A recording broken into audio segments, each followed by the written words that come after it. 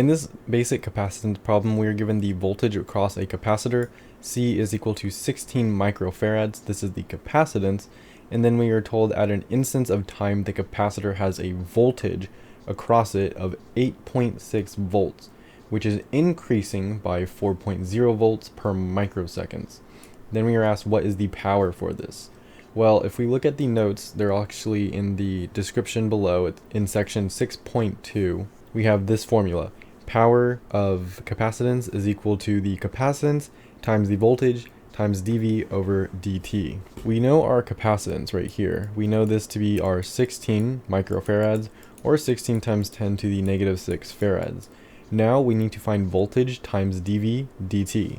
Well, to do this, we can use integration. And we know we are supposed to use integration because it says it is increasing by this amount of volts per time. So we're going from 0 to 4.0 volts divided by 10 to the negative 6 seconds, because that's for micro.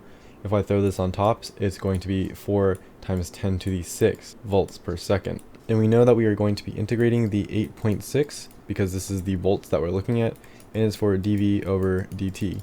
We don't have any dt's in here, so when we integrate this, we're going to be left with an 8.6 times t, and then this is our upper and lower bounds. Now we can plug these in, and this is going to be equal to our v times dv over dt. And we can plug this back into our power formula.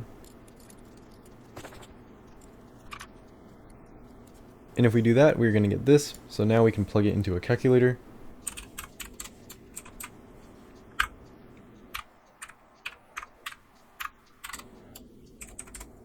And our units are farad times volts per second, or watts. So this is how you would go about solving for this problem.